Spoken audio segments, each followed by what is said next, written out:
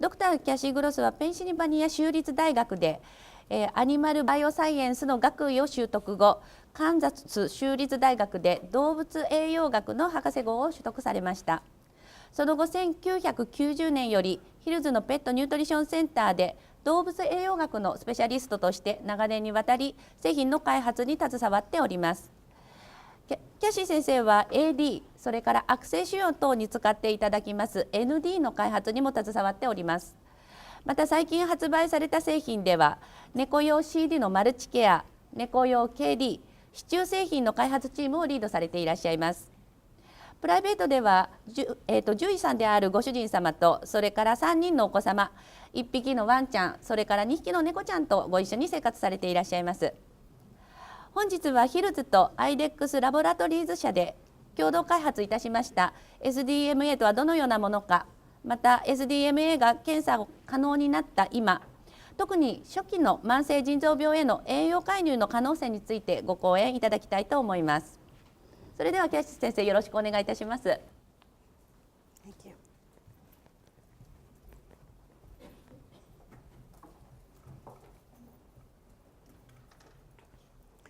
Thank you very much, and thank you to IDEX for allowing us to come to this nice place to have a great seminar. 皆さんお越しいただきありがとうございます。またこのような素晴らしいセミナーを開催させていただきます IDEX 社にも感謝申し上げたいと思います。Today my talk is going to be about how we can practice better medicine for pets with chronic kidney disease.今回のセミナーは慢性腎臓病患者によりいい治療をどのようにしていけばいいかについてお話ししていきます。As most of you probably know, chronic kidney disease, CKD, affects many pet dogs and pet cats. It's a very common disease condition.皆さんもすでにご存知だとは思うんですが、多くの私たちのペットである猫と犬、この慢性腎臓病というのが、多く罹患するんです。It's estimated that 1 in 3 cats and 1 in 10 dogs will be diagnosed with kidney disease in their lifetime.約3頭に1頭の猫、そして10頭に1頭の犬が一生涯のうちに腎臓病と診断されると言われています。So, as you practice veterinary medicine, there will be many cases of kidney disease that you will be seeing. 獣医療の現場にいれば数多くの腎臓病の患者さんと遭遇します。CKD is most typically a progressive condition. 慢性腎臓病というのは通常進行性の疾患です。CKD starts with some sort of initial damage to any number of the 500,000 nephrons that are in the kidneys.まず CKD の始まりというのは何かしらの損傷が約50万あるネフロンのいくつかに対して損傷が加わります。Those damaged nephrons stop working and the remaining nephrons take on the extra workload. 損傷を受けたネフロンが喪失した分、残っているネフロンがその分を補おうと頑張ります。Those nephrons increase their size and their ability to filter the blood. それらの一つ一つ残ったネフロンが肥大を起こして、そしてろ過を補おうと過剰ろ過が起きます。But the hyperfiltration and hypertrophy of the nephrons also damages them.And then those nephrons stop working, and others have to keep taking on that extra workload. しかしながらその残ったネフロンに肥大、そして過剰ろ過が起きますと、そのネフロン自体が損傷を受けて機能しなくなってしまいます。ですのでさらに残ったネフロンで補わなければいけなくなります。As the process goes along, there's further loss of renal mass, and eventually the remaining nephrons can no longer compensate. そこでさらに進行していくと機能する腎臓の体積というか腎機能自体が少なくなっていって次第に代償できなくなってきます。It's at this point that we start to be able to have clinical signs. この時点になって初めて臨床症状を示します。And those clinical signs can either be changes in serum creatinine or BUN that we measure clinically. そういった臨床症状に関連するのが臨床的に測定できる BUN やクレアチニンの上昇です。Or they can be clinical signs that the pet owner notices. Their pet drinking more water, urinating, not having a great appetite. また飼い主さんが気づく変化というのもあります。多飲多尿になったり食欲が低下します。As renal function declines even further, there are episodes of uremic crisis where the waste levels in the blood raise at such a high level that the patient stops eating completely. またさらに進行すると尿毒症クリーゼに至ります。この尿毒症クリーゼというのは老廃物があまりにも体に蓄積して食欲が廃絶します。And these episodes of uremic crisis actually accelerate the progression of the disease. この尿毒症クリーゼが起きることによってよりさらに腎臓の腎疾患が進行します。And eventually, kidney disease leads to the death of the patient. そして最終的に腎疾患によりその患者が亡くなるんです。In pet animals, death is usually the end point, but that's different in people. In people, oftentimes, will go under renal dialysis or even kidney transplants to prolong their life. ペットの場合は、この時点で亡くなってしまう腎臓病によって亡くなってしまうケースがほとんどですが、人の場合はですね、これだけ末期の腎機能不全になった時には透析が行われたり腎臓の移植腎移植が行われてより長期間生存できるようになります。 And in the case of pet animals, the diagnosis of the condition actually happens quite late in the spiral of progression. このペットの腎臓病の診断というのは実際この進行のスパイラルの割と後半になって診断が行われてきました。Nutritional management is considered the standard of care for cats and dogs with CKD. 慢性腎臓病 CKD の犬と猫たちのスタンダードな治療というのは栄養管理なんです。Nutritional management is endorsed by the IRIS Society, the International Renal Interest Society. Nutritional management is mentioned and recommended by ACVIM, as well as the International Society for Feline Medicine, ISFM. この栄養管理を推奨しているいくつかの団体があります。まずはIRIS、これは国際腎臓病研究会、そして ACVIM、また国際猫医学会も栄養管理を推奨しています。And the only therapy that's been shown to improve survival and quality of life in dogs and cats with CKD is a therapeutic renal food. そしてこの CKD の犬と猫たちの生存期間を延長させ QOL を改善される唯一の治療であると証明されているのが腎臓病用の療法食なんです。Therapeutic renal food is really considered the gold standard for management of chronic renal disease because of the quality of clinical evidence that is available to show that pets fed a renal food actually have improvements in length and quality of life. ですので慢性腎臓病の犬と猫たちの治療のゴールドスタンダードがこの腎用の療法食なんです。唯一それが証明されています。So we'll look at the evidence that's in dogs. では犬のエビデンスについてお話ししていきます。This is a study that was done in conjunction with the University of Minnesota. And there were dogs with naturally occurring CKD enrolled in the study.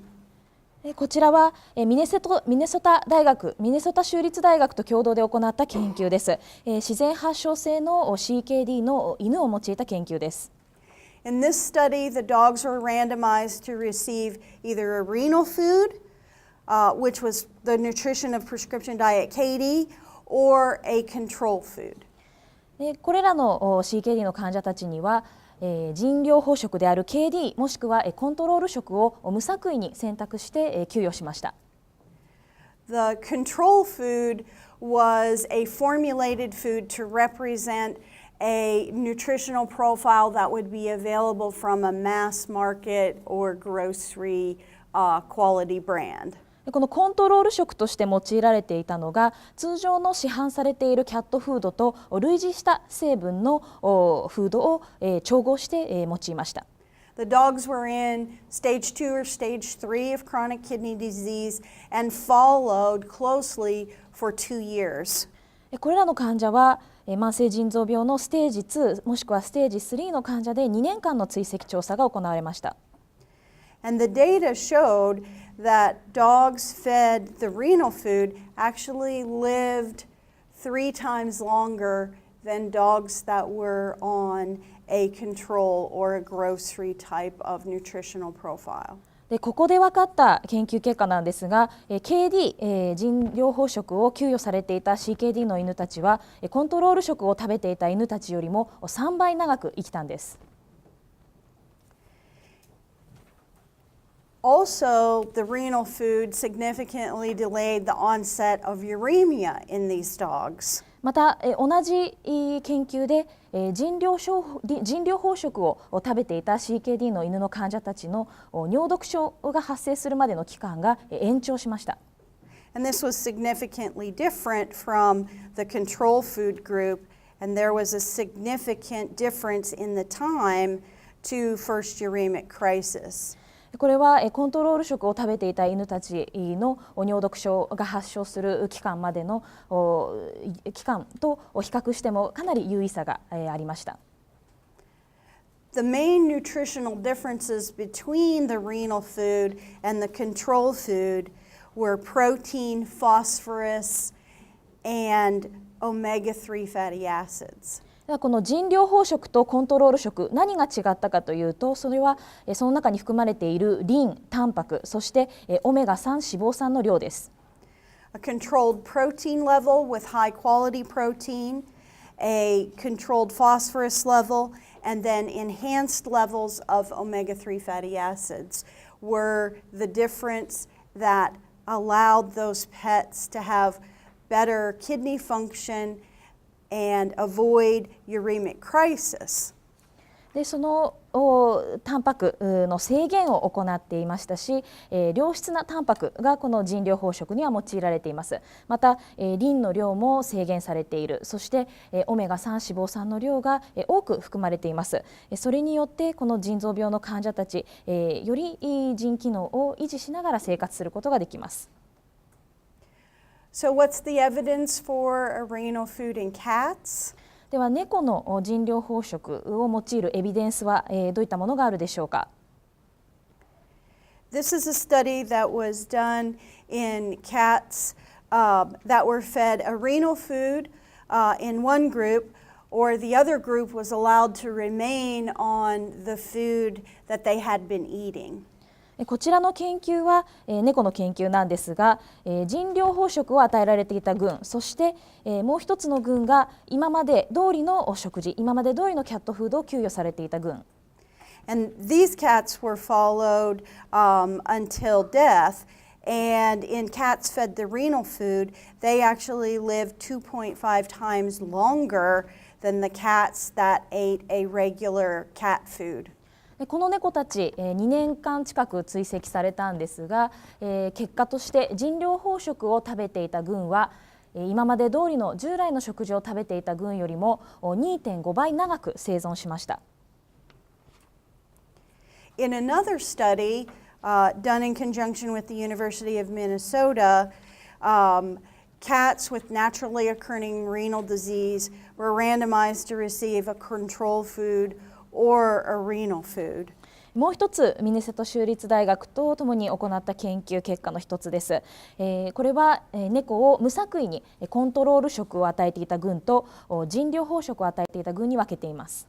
The renal food was the nutrition and prescription diet KD, and the control food was again a formulated food to represent average cat foods available on the market. 人療法食として用いられていたのが、ヒルズの KD です。で、コントロール食は、先ほどと同じように一般的に市販されているキャットフードの代表的な調合であるようなお食事を使っています。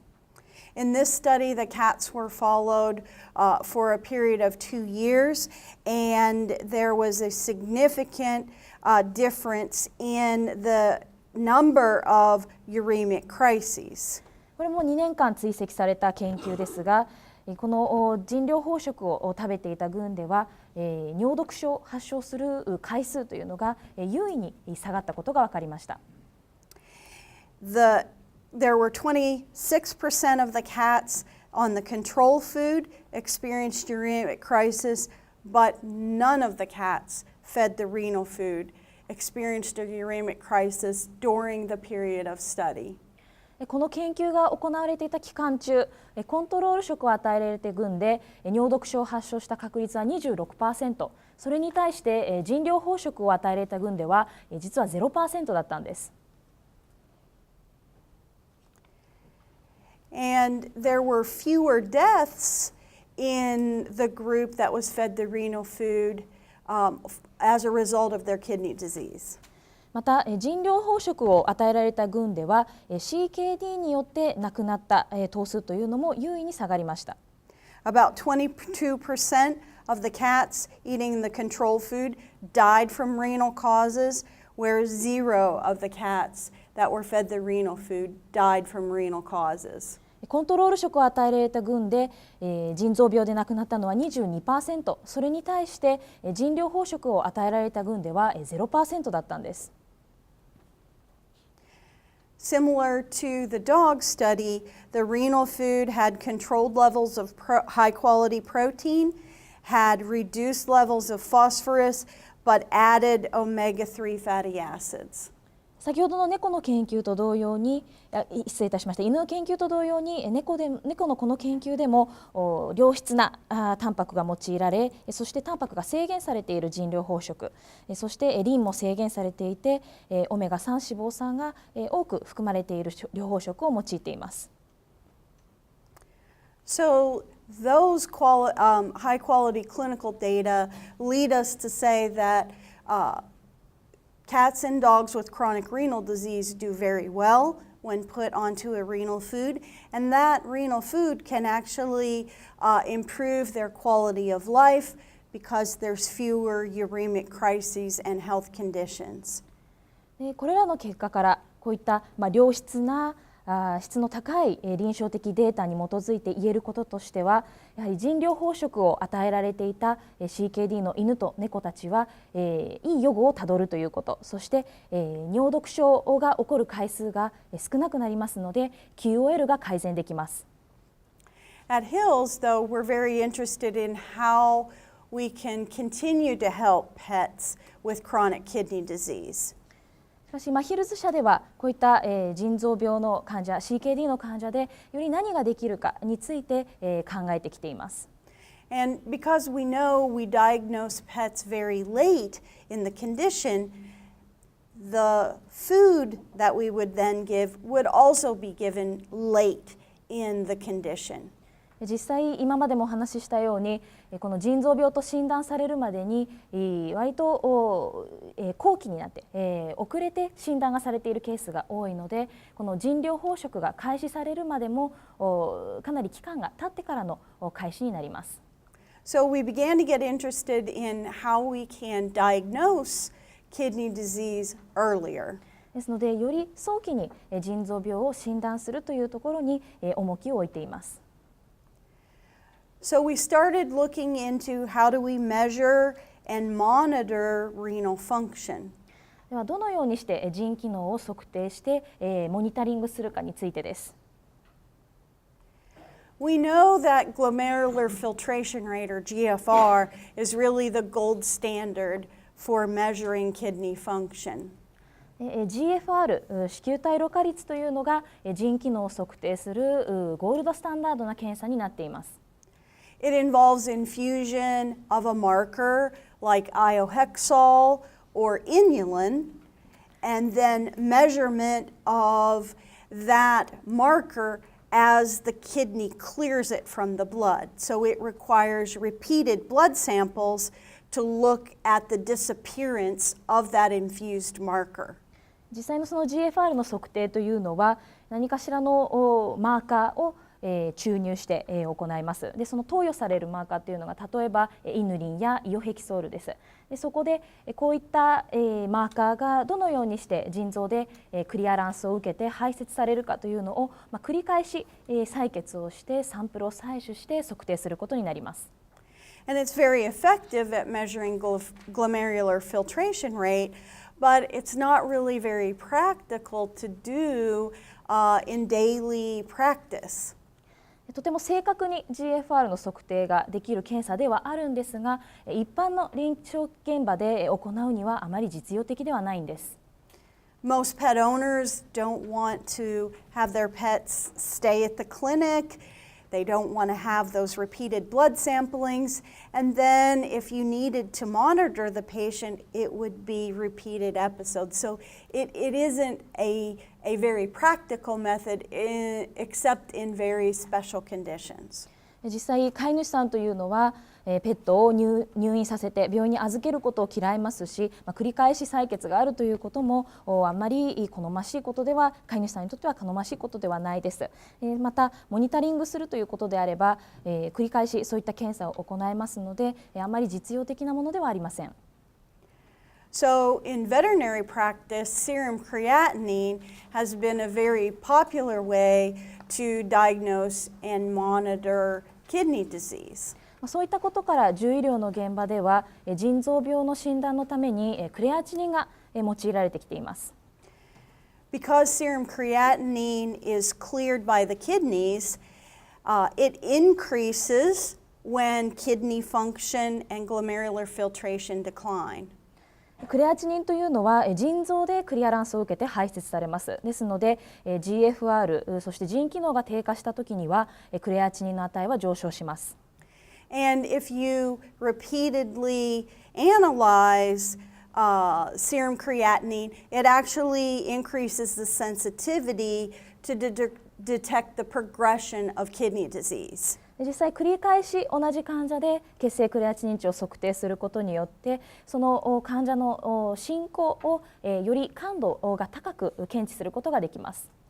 And because of this, it's been standardized by the Iris Society, and it's a very practical in-clinic method to use. こういったことからアイリス分類にもこのクレアチニンというのは採用されて用いられていますし、臨床現場でもよく用いられるのがこのクレアチニンです。But it has some negatives. しかしいくつかの欠点があります。Serum creatinine is affected by the amount of muscle, so muscle mass. It's also different in different breeds, and it can also be affected by sex of the pet.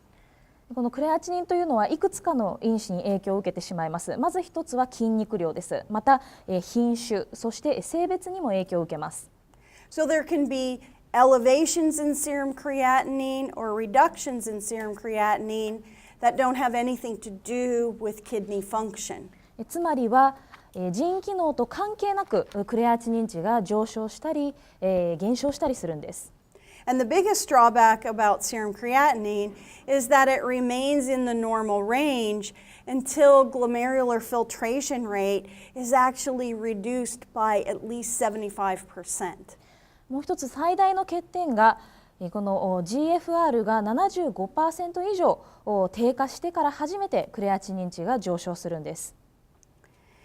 And for this reason, serum creatinine is rarely used in human medicine to diagnose kidney disease. こういった理由から人の医療現場では、腎臓病を診断するためにクレアチニンが用いられるケースはとても稀なんです。Creatinine, as I mentioned before, is influenced by lean body mass and age. クレアチニンというのは先ほどもお話ししたように筋肉そして年齢に影響を受けます。This was a study just recently published in 2015 in dogs showing that as lean body mass increases, serum creatinine also increases. And it doesn't have anything to do with the glomerular filtration rate of the kidney function. こちらですね、2015年に、犬で発表された研究なんですが、このように筋肉量が増加すると血清クレアチニン値もともに増加します。これは腎機能と関係なく上昇します。And in animals that, as they get older, lean body mass decreases and serum creatinine also decreases. また年齢を重ねるにつれて血清クレアチニン値は減少する傾向にあります。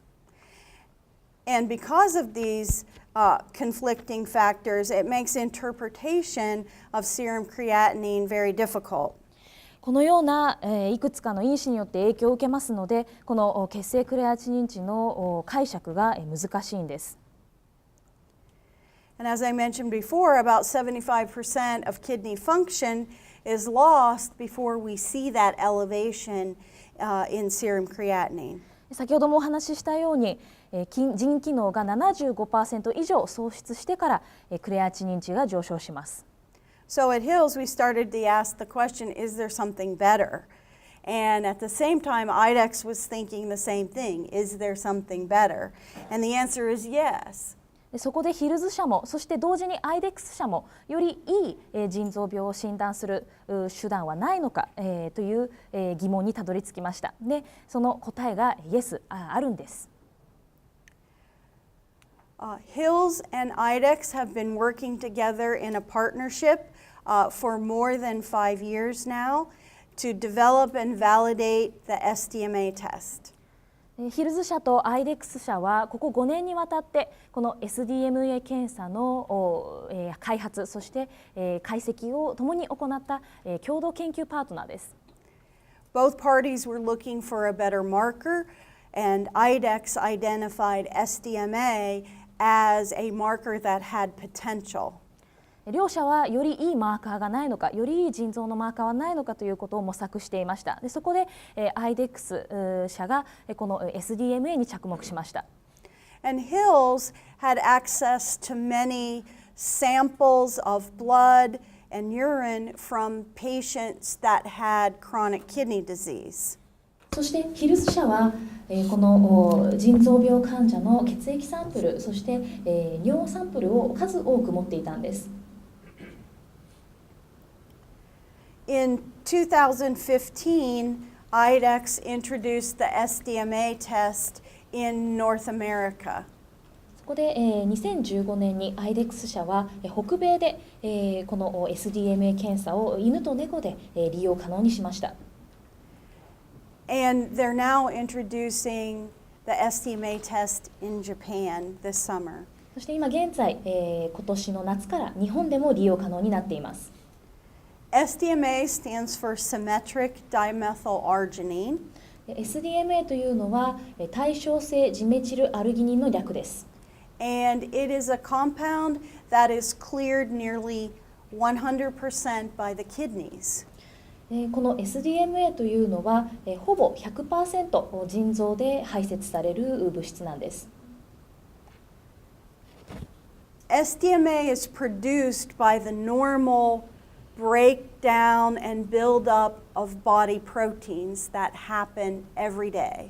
この SDMA というのは何なのか、実際の体の中で起きているタンパク合成、そして分解、その過程で産生される副産物なんです。And this breakdown of body protein happens at a very consistent rate. So SDMA is produced at a consistent rate and then cleared by the kidneys. この体のタンパク分解というのは割合一定した割合で起きますので SDMA も安定した割合で分解されます。そして腎臓で排泄されます。And like I mentioned before, with glomerular filtration rate testing, you provide a marker like iohexol and then look at clearance by the kidney. SDMA is an internal marker. You don't have to give it. It's already in the body and you look at its clearance through the kidneys. 先ほど GFR のお話でありましたが、体外から体内へと、イオヘキソールのようなマーカーを投与してそれがどのようにして腎臓で排泄されるか、ということを分析しますが実際 SDMA というのは、同じようなマーカーなんです。ただそれが体内で作られていて腎臓で排泄されているんです。The normal range for SDMA is 14 micrograms per deciliter, and any value above 14 indicates reduced renal function. SDMA の正常値というのは14マイクログラムパーデシリッターで設定されています。ですので、それよりも高い値の場合は腎機能が低下していると判断します。It's very closely related to the glomerular filtration rate. 実際 GFR とかなり近い相関性を示します。And so it's an accurate marker of kidney function. ですので腎機能のとても正確なマーカーなんです。An advantage of SDMA is that it's not correlated with lean body mass. また SDMA の利点の一つがこの筋肉量と相関しない点です。This is the same study that I showed you previously. As lean body mass increases, there's no difference and no change in SDMA. 先ほどの研究と同じ研究なんですが、このように筋肉量が増加しても SDMA の値には変化が認められません。We know though that SDMA is significantly correlated with glomerular filtration rate. 実際 GFR と SDMA は優位に相関しているということが分かっています。This study was recently published that shows this tight relationship. これ最近行われた研究ですけれども、このようにかなり強い相関性を示しています。A SDMA of 14 is equivalent to about 3 to 3.5 mils per minute per kilogram in glomerular filtration rate. 実際 SDMA の値が14、このカットオフ値の14だった時の GFR の値は3から 3.5 ミリリットルパーミニッツパーキロです。And you can see as glomerular filtration rate declines, SDMA increases. And the R for this is about 0.95, so very tightly related to the GFR. 見ていただけると分かるように GFR が低下していくにつれて SDMA は上昇します。でこの相関性なんですが R 値が 0.95 ですのでかなり近い相関を示しています。In cats, there's also been some work to relate SDMA to GFR and creatinine. 猫でもこの SDMA、GFR とクレアチニンの関連性について研究されています。And a study published in 2014 shows a linear relationship between GFR and SDMA. 実際2014年に行われた研究でこのように血清 SDMA 値と GFR が直線関係にあるのが分かります。And the same relationship can be seen with creatinine. As creatinine increases, we see an increase in SDMA as well. 同じような相関がクレアチニンでも認められます。このようにクレアチニン値が上昇するにつれて SDMA も上昇します。This is a study that was published in 2014 that followed a retrospective study that followed a number of cats and dogs related to their renal function and SDMA. こちら2014年に発表された、猫と犬の研究です。でこれはこの腎機能と SDMA の関連性について調べた研究です。On the x-axis is serum creatinine with the cutoff here, and on the y-axis, and the cutoff is here, and on the x-axis is the SDMA cutoff at 14. Y 軸には血清クレアチニン値が、取ってあります。で、カットオフ値が2、約2で、X 軸は血清、SDMA 値で、ここではカットオフ値を14と設けています。And in this study, we had 21 healthy older cats and 21 cats with kidney disease. ここで用いられたのが21頭の健康な老齢猫、そして21頭の腎疾患の猫です。In this area are cats with renal disease, or normal healthy cats, where their serum creatinine is still in the normal range and their SDMA is in the normal range. この領域にいる患者たちというのは血清クレアチニン値も SDMA 値も正常、つまりは健康な猫たちです。In this quadrant are the cats that have renal disease. They have elevated serum creatinine as well as SDMA out of the normal range. こちらの領域にいる患者たちというのが血清クレアチニン値も SDMA の値も両方上昇している、つまりは慢性腎臓病の患者です。This group of cats highlighted in yellow is the interesting group in that they have normal serum creatinine levels, but they have elevated SDMA. この黄色で示している患者群、これがとても興味深い患者群なんですね。血清クレアチニン値は正常、ただ血清 SDMA は上昇しているんです。These cats would have been previously thought to be healthy because they appear healthy, they have no elevated serum creatinine, but now they've been diagnosed to have reduced kidney function through the SDMA test. 以前は SDMA が利用可能になる以前は健康と思われていた患者群なんです。つまりは見た目も健康に見えますし、クレアチニンも上昇していない。ただ今現在 SDMA の測定ができることによってすでに慢性腎臓病になっていると診断されている新しいグループです。So the SDMA provides an advantage of earlier diagnosis. ですので SDMA の利点というのが早期に診断できる点です。And through the knowledge that's been gained already in North America, it shows that SDMA test typically identifies kidney disease an average of about 9 months earlier in dogs and 17 months earlier in cats. 北米で測定して分かったこととしては SDMA によって実は犬では9ヶ月も前に、そして猫では17ヶ月も前に慢性腎臓病と診断できました。With serum creatinine, we're diagnosing pets either in stage 2 or stage 3 of kidney disease. クレアチニンでは実際ステージ2、そしてステージ3の慢性腎臓病の患者が診断できます。But with SDMA, we're able to diagnose pets in stage 1 or early stage 2 of kidney disease. しかしこの新しい SDMA 検査によって、腎臓病のステージ1もしくはステージ2の早期で診断可能になります。This is a case of a dog named Abraham that we had at the Pet Nutrition Center at Hills. こちらはですね、ヒルズのペットニュートリションセンターにいたエイブラハムという犬の症例です。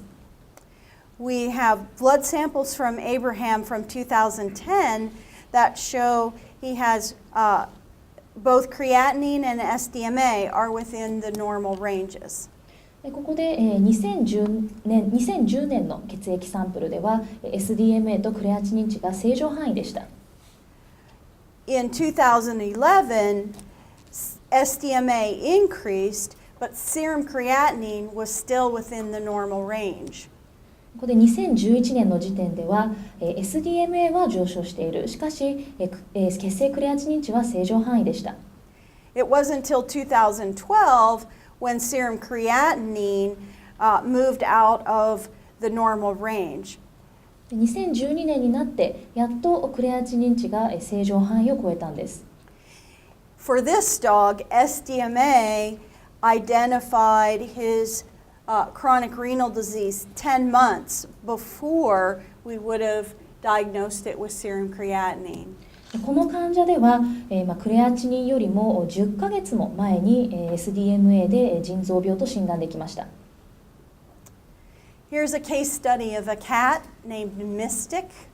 こちらはミスティックという猫の症例です。And we had a series of samples, blood samples from Mystic starting in 2005. この子では、数多くの血液サンプルがありました。まず最初は2005年です。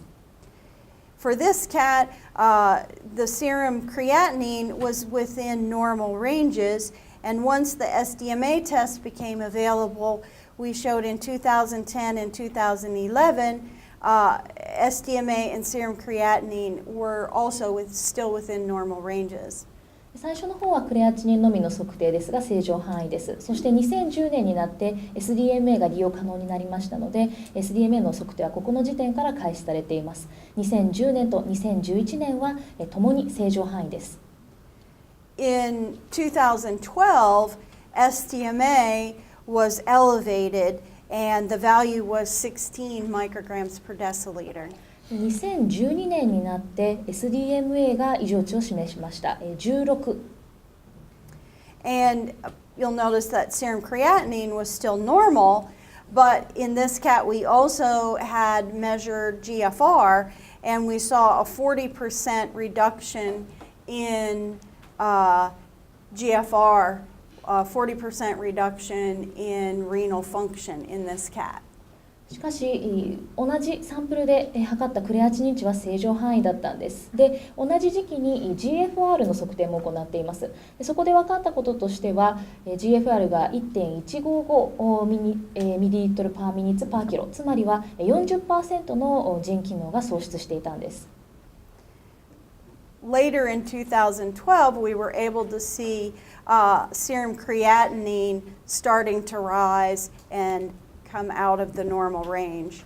2012年の後半になって、クレアチニン値が正常範囲を超えるようになりました。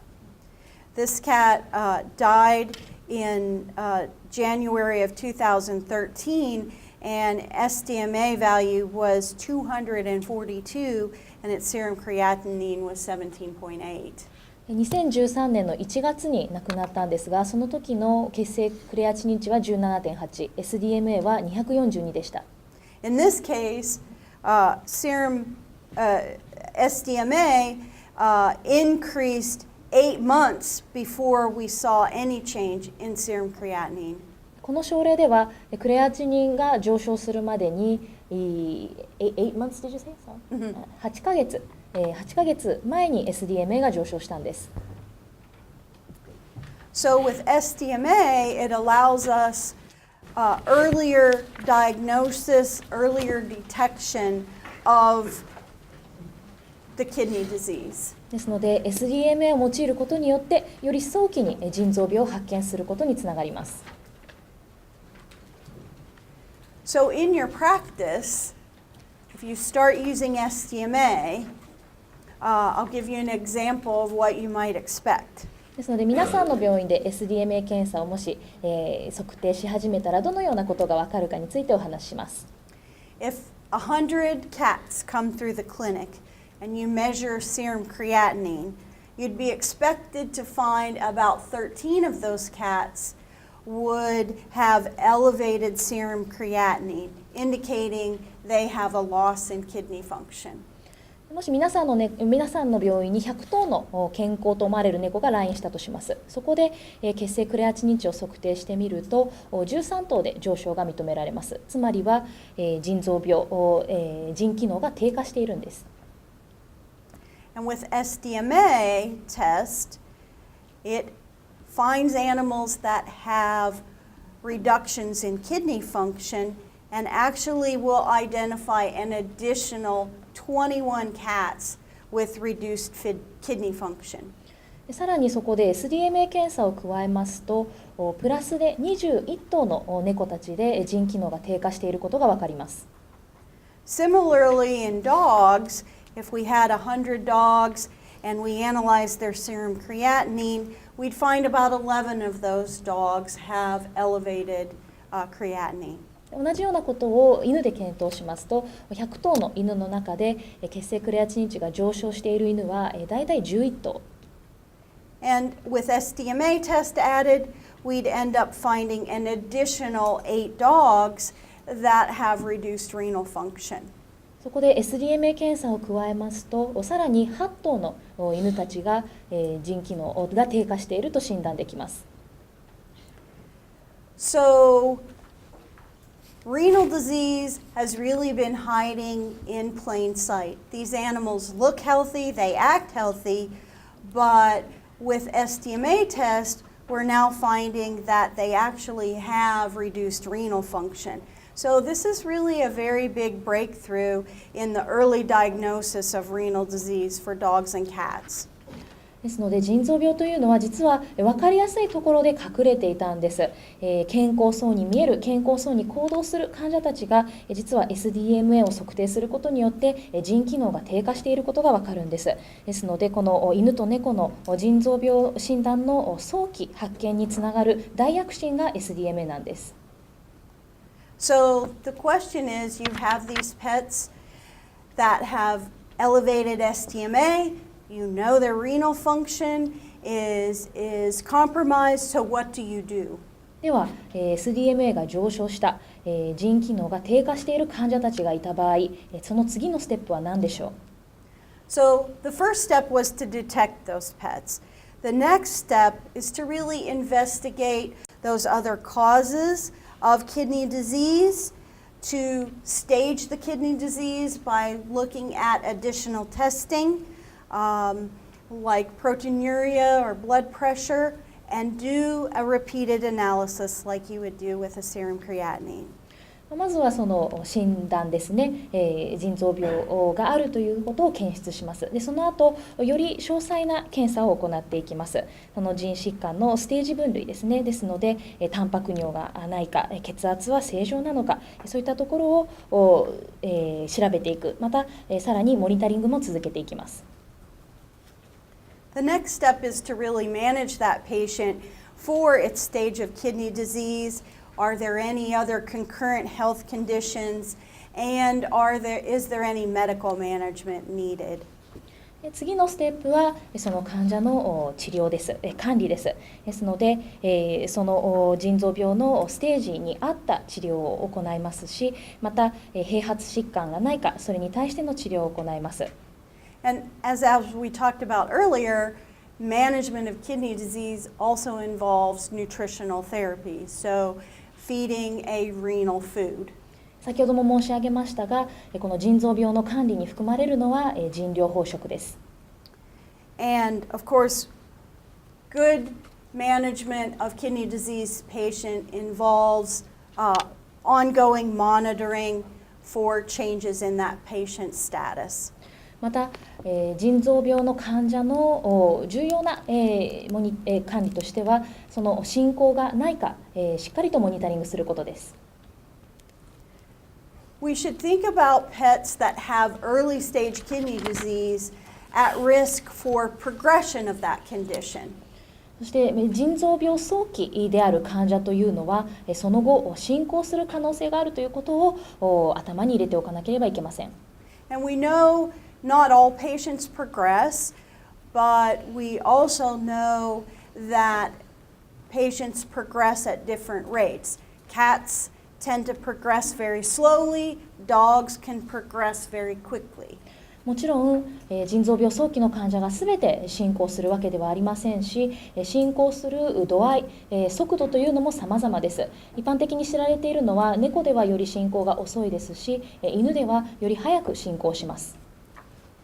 This is a study that was published in 2009 looking at cats with IRIS stage 1 kidney disease, showing that within 1 year, 30% of those cats actually progressed from no azotemia to showing azotemia.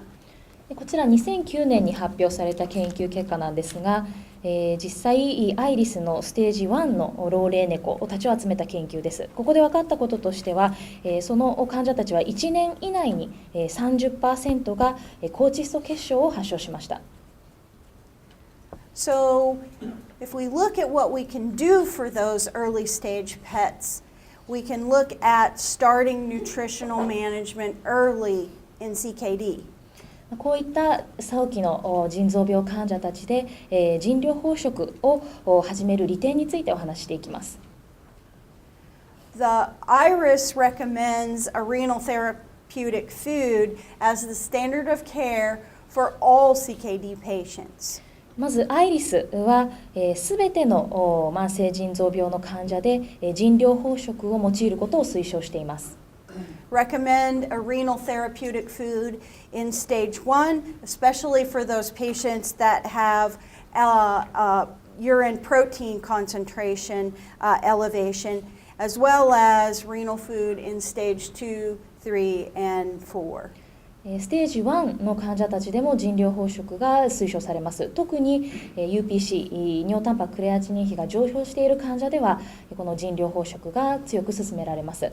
またステージ2、3、4でも腎療法食がお勧めします。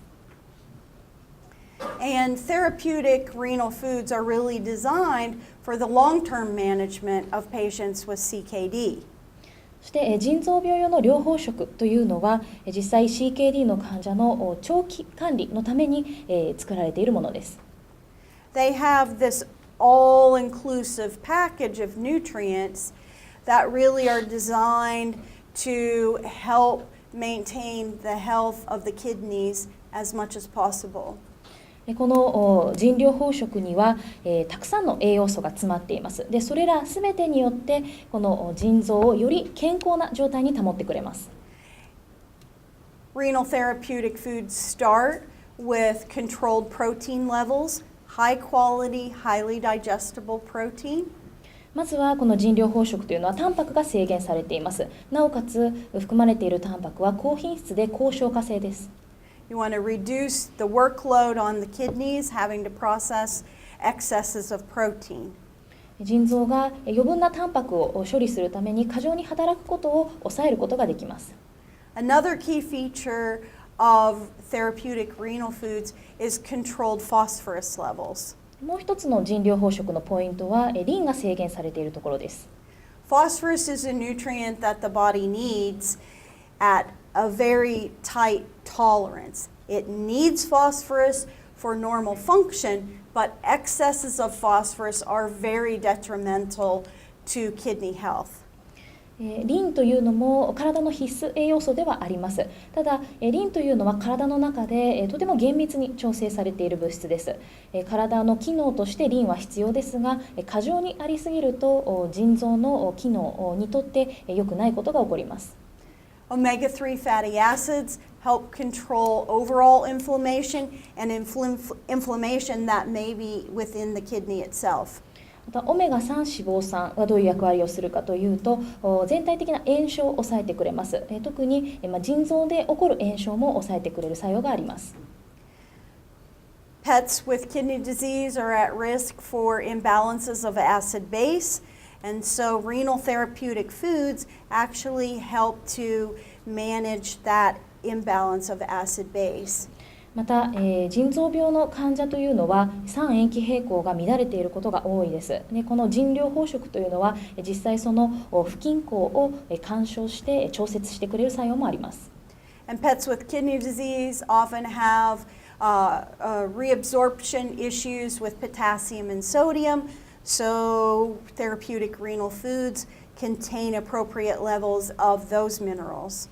また、腎臓病の患者たちというのはナトリウムやカリウムの再吸収のインバランス、不均衡が起きていますので、それに合った調節された食事が腎療法食です。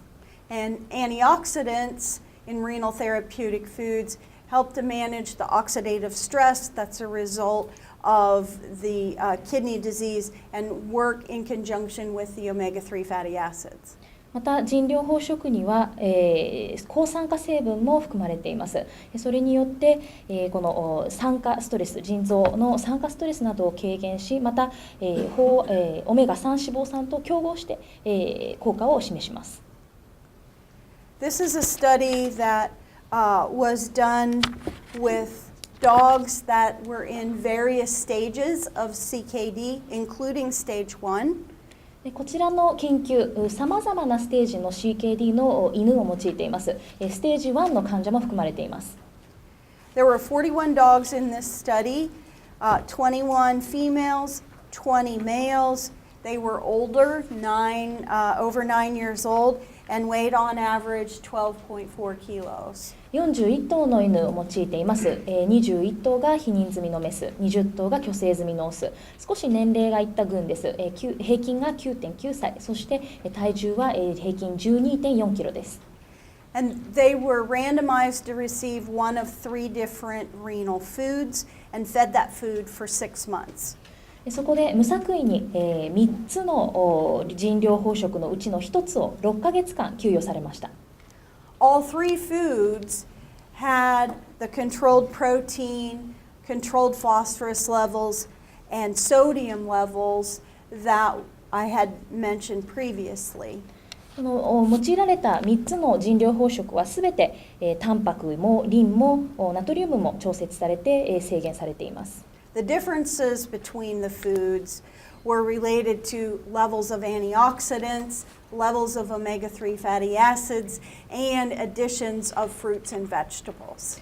その3つの腎療法食の違いというのは、一つには抗酸化成分がより多く含まれていたり、フルーツや野菜が多く含まれていたり、あとは失礼いたしました、オメガ3脂肪酸が多く含まれているものもありました。When we looked at SDMA levels in these dogs, and we followed them for 6 months, we saw a significant decrease in SDMA the longer the pets were on the food. ここでこれらの患者の SDMA の値を6ヶ月間追跡しました。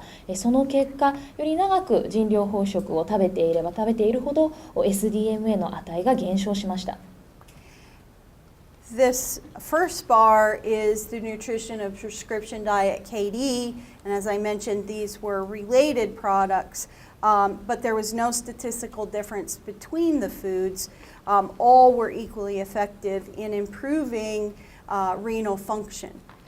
ここで黒で示しているのがヒルズの KD です。で、この他の2つはそれに類似した腎療法食です。で、それぞれの間には有意差は認められませんでしたが、このように時間経過とともに SDMA が低下しているということは腎機能が改善していると言えます。So one of the questions that may come up about switching cats to a renal food early is, do renal foods impact the maintenance of lean muscle? Because we know cats lose lean muscle during the course of kidney disease. では、より早期の CKD の患者で腎療法食を与えるとどういった懸念が生まれるか。まず一つ多く抱かれる疑問というのが、その猫の筋肉量です。ね、腎臓病が進行すればするほど筋肉の量は低下することが分かっています。This is a list of various studies that were published showing that cats fed a renal food with around 23% of protein calories fed for anywhere from 4 to 7 months were able to maintain their lean body mass. こちらいくつかの研究をまとめているんですが、この腎療法食と筋肉の量の関係を見ています。で、それぞれでタンパクの含有量というのはだいたいカロリーの 23% ぐらいです。で、その追跡期間は4から7ヶ月間で、全てで分かったこととしては、この追跡中筋肉量は全てで安定していたことが分かりました。And renal foods do have more than enough protein to meet the needs of cats. The protein level, the minimum requirement of protein for cats is around 14%. AFCO, Association of American Feed Control Officials, recommends protein levels at 26%. Renal foods have more than enough protein to meet the needs of cats. 実際腎療法食に含まれるタンパクの量というのは猫が必要とするタンパク量を十分に満たしているんです。それが分かるのがこのグラフなんですが、NRC が定めている最低限のタンパク量というのがこの 14%、 そして AFCO というアメリカ飼料検査官協会が定めている基準というのが 26% です。で、それをしっかりと満たしているのが腎療法食なんです。So, although renal foods have controlled levels of protein, they're not deficient in protein. もちろん腎療法食というのはタンパクを制限していますが、タンパクが足りないわけではないんです。So we know cats that have renal disease often have appetite that goes up and down. 腎臓病に罹患している猫では、だいたい食欲がムラがあることは分かっています。So you need to look at managing these cats using a more comprehensive plan to avoid losses in lean muscle mass. つまりはこういった患者たちでは、筋肉量を低下させないために総合していろいろ考えて管理する必要があります。Of course, the first step is to manage the underlying chronic kidney disease with a renal food. もちろんまず第一のステップはこの基礎疾患である CKD の管理です。つまりは腎療法食を用いてそういった患者を管理していくこと。The second thing is to do a thorough nutritional assessment to understand from the cat owner kind of the home situation. Are there other cats?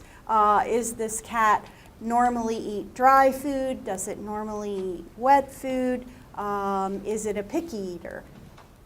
また、もう一つ重要なのがその患者の、食事状況というのを把握することです。ですので飼い主さんによくお家での状況を確認します。他に同居猫がいないか、ドライ食が好きなのか、ウェットなタイプが好きなのか、また割とより好みする子なのか。And we know that the renal therapeutic food provides highly digestible, high quality dietary protein, but that cat also has to eat enough calories. So if it eats enough calories, it will also be eating enough protein.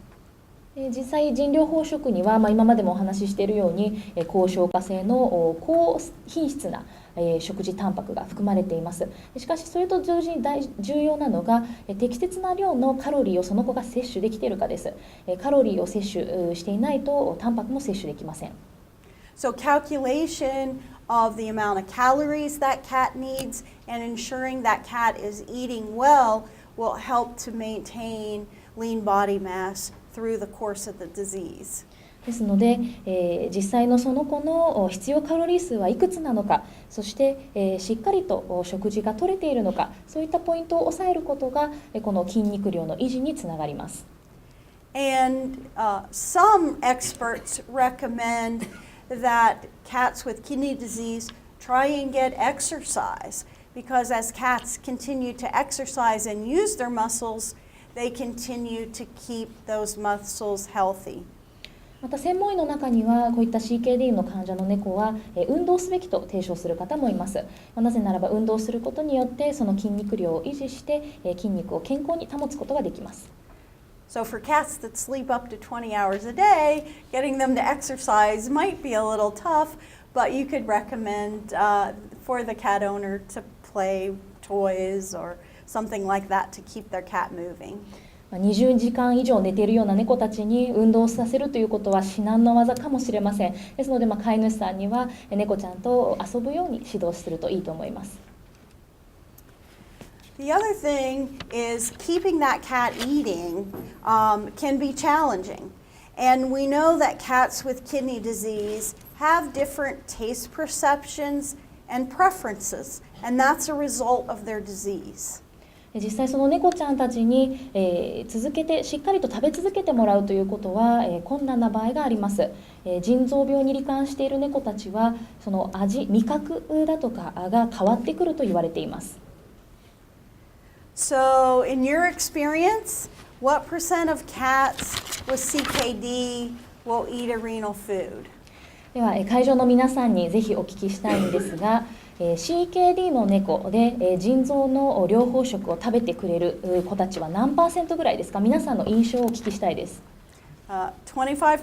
25% という方、50%? 50% という方、 75%? 75% という方、 How about 90%? では 90% はどうでしょう？ Actually, in a series of studies that have been conducted over the last several years, more than 90% of cats that have CKD transition to a therapeutic renal food and eat that food for a period of 1 to 2 years. 実際はですね、いくつかの研究、長年にわたって行われた研究によって分かったこととしては、CKD の猫のCKD の猫の 90% で、この腎臓用の療法食を1、2年にわたって食べてくれたという結果が得られています。A key factor for success is allowing those pets time to transition, so 1 week, 2 weeks to transition to their new food. この腎療法食への移行を成功させるコツとしては、まずはその移行期間を設けるということ、1、2週間かけてゆっくりと新しい食事に慣らすようにしてください。But 90% of cats isn't 100%. And at Hills, we're very interested in those cats with CKD and trying to get more cats to accept a renal food. しかし 90% は 100% ではありません。ですのでヒルズ社としてはそういった CKD の猫たちがもっと腎臓病用の療法食を受け入れてくれることについて興味を持っています。So for the majority of cats, feline KD is very well accepted and has great taste. But there are some cats where their disease and their taste preferences are such that it's difficult for them to accept a renal food. 猫の大半はこのヒルズの KD を受け入れてはくれますが、もちろんこの腎臓病の患者の中には味覚が変化していますので、この腎療法食をあまり受け入れてくれない子たちもいます。They lose their appetite, and that actually is detrimental to their overall quality of life. 食欲が低下しますので、それによって QOL を全体的に低下させてしまうことになります。So we've been studying these cats to understand what are their preferences and are their tastes that are acceptable to them with their kidney disease. ですのでヒルズではこういった、CKD の患者たちの好みは何なのか、どういった味が好きなのかということを研究しています。So we have upgraded KD to include new technology called EAT, Enhanced Appetite Trigger Technology. ここでですね、ヒルズでは KD をさらに改良しました。で、その改良の技術がイートテクノロジーという食欲増強トリガーシステム、食欲増強トリガーというものです。It's a specialty taste enhancer that we developed with a partner that is specifically attractive to cats with CKD. こちらはですね、特別な、猫がCKD の猫たちが好む味を専門家と一緒に共同開発したものです。In our studies with cats with CKD, we've shown significant increases in food intake, and those increases in food intake result in increases in calorie intake. 食事の摂取量、菜食量が上がります。それによってより多くのカロリーを摂取することが可能になります。And the increase in calorie intake allows those cats to have adequate protein as well as other nutrients to maintain their quality of life for longer. そういったカロリーを十分摂取しているということは、十分な量のタンパク、そして栄養素を摂取する。それによって QOL が改善します。So what about dogs with CKD? What percent of dogs like a renal food? では、犬の CKD 患者についてです。犬の CKD 患者の何%が人療法食を食べてくれるでしょうか。In your experience, is it more like 25%? 皆さんのご経験ではどうでしょう。25% だという先生、 How about 50%? 50% だという先生、 How about 75? 75%、 90%? 90%。Actually, in our studies, we show that 97% of dogs with CKD switch successfully and maintain intake of prescription diet KD. 我々の研究で分かったこととしては、97% の CKD の犬たちが腎臓用の療法食にうまく移行することができましたし、ヒルズの KD を食べ続けてくれました。In this study, the dogs switched to the renal food, and actually the pet owners started to notice a difference in their pets. この腎療法食に切り替えた犬たちなんですが、実は飼い主さん自身もその犬に変化があったことが分かりました。They saw an increase in kind of youthfulness and vitality. The pets wanted to be more active. ペットたちはより若々しく、そして元気よくなったと感じた飼い主さんがいました。They thought they had better overall health and quality of life. また全体的に健康になった、そして QOL が改善した。And they even thought they saw the hair coat improve. また飼い主さんたちはそのペットたちの紐も良くなったと感じています。And Hills has introduced recently our stew forms, which are loved both by the pets and the pet owners. そしてヒルズは最近この KD のシチュー缶を開発しました。でこの、シチュー缶というのはペットも、そして飼い主さんもとても好んで使ってくれています。So in summary, now that we have SDMA available, the recommendation is for early diagnosis of kidney disease, feeding a renal food, and then regular monitoring. ですのでこういった SDMA 検査によってより早期に診断できることが診断することが可能になりました。それによって早期に腎臓用の療法食を与え、そして頻繁にモニタリングすることが今現在の推奨です。And step one is the diagnosis, so it should include SDMA as well as serum creatinine and blood urea nitrogen. まず第一のステップは診断です。ですので SDMA、血清クレアチニン値、そして BUN を用います。And then managing that patient by starting them on a renal therapeutic food with an adequate transition period for success. 2つ目は、そういった患者の管理です。腎療法食を用いることです。でこの移行期間、切り替えの期間は数週間かけてゆっくりとしてください。And finally, following that patient with routine monitoring of SDMA and creatinine, and then regular checkups and institution of medical management as needed. そしてモニタリング、最後に重要なのがモニタリングです。SDMA、クレアチニンを定期的に測定し、また患者を定期的に検診して、その他の内科療法を併用して使わなければいけないかというところも一緒に判断するようにしてください。So, with SDMA, we now have the capability to diagnose early, which means we have the capability of intervening early. And that should help manage our patients better for the long term.